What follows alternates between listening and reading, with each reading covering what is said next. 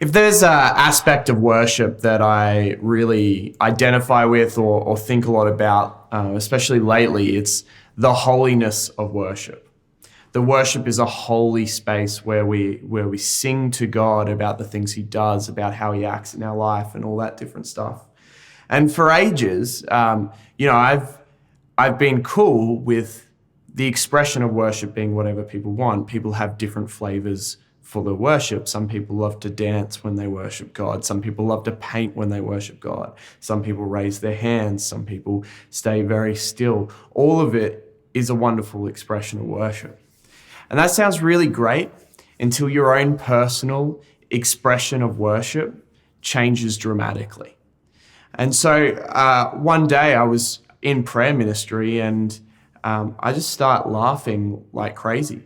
And it came after a bunch of forgiveness stuff and I just start laughing. And if you know me, you know that I've struggled with depression and anxiety for a long time. And after this moment of laughing in what felt like the presence of God, I haven't experienced another panic attack since, and it's been like 8 months. And so suddenly, during times of worship, I start laughing. And I start rolling on the floor laughing. There's a picture that I will put up in editing of me rolling on the floor laughing. So outside my own experience of God. And in some ways offends my experience of what worship should be.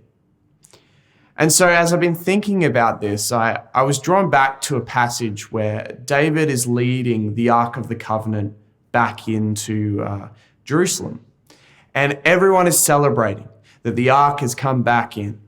And David, in that moment, chooses to strip down to his underwear and start dancing around like a crazy person, happy that the Ark of the Covenant is coming back to Jerusalem and back to the temple. And we see a bit later on in the passage, his wife gets really annoyed at him because it's embarrassing to her. And he says, "Do not contain my worship." And the interesting thing about all that is that out of everybody, out of everything that is happening, his expression of worship is the only thing that is mentioned. And so as offensive as it can seem, like if I stripped down to my underwear and started going crazy for joy in the Lord, that would be a bit radical and we wouldn't want to see that on YouTube. But in that moment, it was the most holy thing that anyone did. And that's really difficult to deal with. That potentially, when we think about being holy in worship, when we think about the holiness of God in worship, it can be way more outrageous than we tend to think it is. I don't know if you've ever sat in a worship service, but it does not look like a bunch of people typically running around half naked, laughing at God. And yet in that moment, that was the most holy thing. And so suddenly I'm confronted by this new way of worshiping and experiencing the presence of God.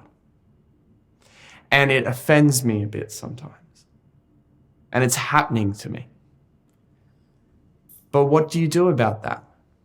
Because potentially within that moment, it is the most holy thing I can do. You see, holiness and worship is so important because we see in Revelation that even the heavenly hosts sing out, "Holy, holy, holy is the Lord." That they have been singing that for eternity. And so holiness needs to be valued in the space of worship. It just might look a little bit different than you think it does.